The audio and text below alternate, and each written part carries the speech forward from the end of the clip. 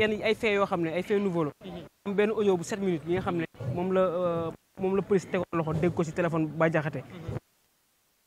mooy imam Cheikh Tidiane Ndaw la ak keneen mooy Bah Diakhaté nag par rapport ak charge yi moom dafa détaché wu. moom nee na li nga xam ne moom la imam wax moo gën a grave que moom lu mu wax. say kàddoom moom nee na Ousmane Sonko c'est une bonne personne. moom Bah Diakhaté moo wax loolu. moom moo ne Ousmane Sonko c'est une bonne personne dama leen koy liiral. pour ngeen gën a déglu li nga xam ne moom la wax. moom premier kàddoom mu ne je n'ai pas accusé Ousmane Sonko comme le prétend l'imam Ndaw.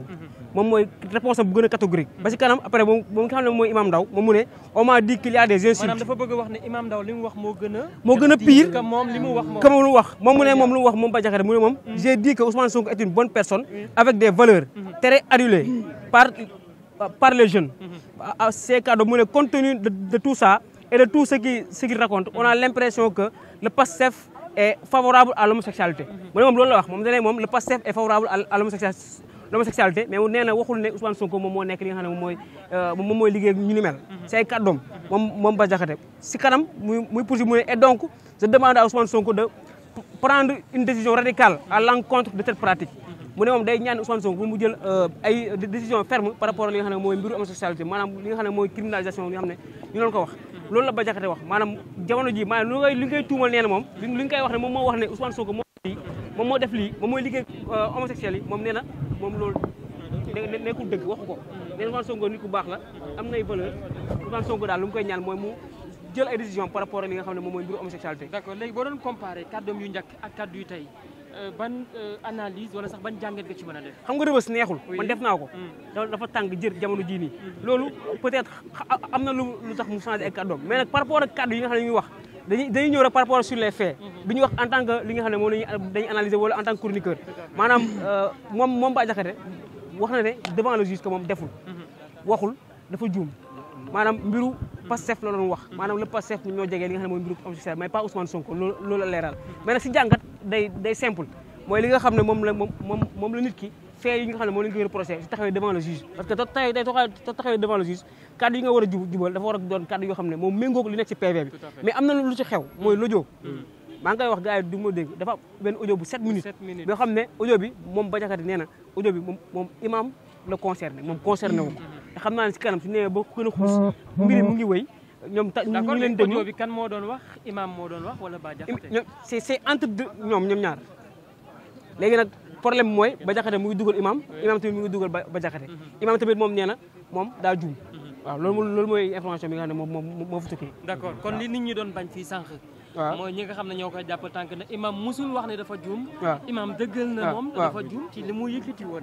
imam ne dafa juum. oui dëggal na dafa juum. baa ma liiral la li nga xam ne moom la imam ki nga xam ne moom la wax.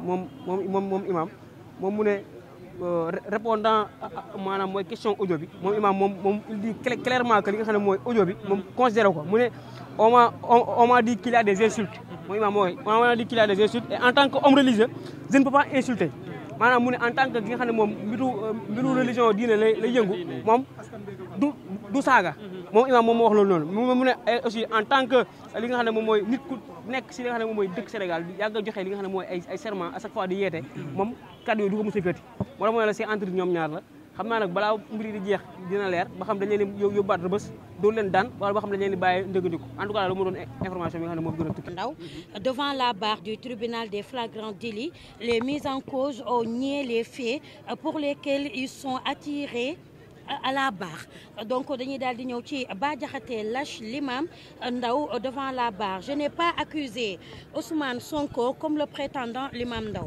C'est la réponse catégorique de Bah Diakhaté devant la barre du tribunal des flagrants délits de Dakar.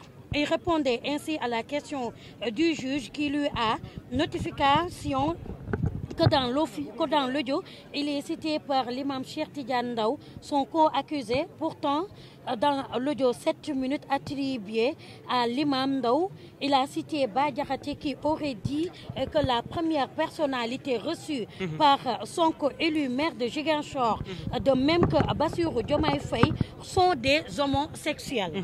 Donc, répondant à cela, il note que l'audio de 7 minutes, Cheikh Ahmed Tidiane Ndaw dit être l'auteur, mais il affirme qu'il a été tronqué. D'accord, donc ñu ngi jotaat yeneen information yoo xam ne actuellement nii daal dina wataat mu ne il ajoutait qu'à la police on lui a fait signer après l'avoir entendu sans la présence de son avocat. On m'a dit qu'il y a des insultes et en tant qu'homme religieux je ne peux pas insulter. Quant à ce qui est dit dans le PV, qu'il aurait affirmé qu'il s'agissait d'une erreur et d'un écart de langage, il dira que ce ne sont pas ses propos. Il remet tout dans le compte de l'enseignement religieux. J'ai dit que Sonko est une bonne personne, avec des valeurs, très adulée par les jeunes. Compte tenu de tout ça et de tout ce qui se raconte, on a l'impression que le PASTEF est favorable à l'homosexualité. Et donc, je demande à Ousmane Sonko de prendre une décision radicale à l'encontre de cette pratique. Poursuivant, il dira quand j'ai parlé de l'homosexualité, j'ai cité Bah Diakhaté. Pour l'affaire Adji Sarr, j'ai parlé de posédomie.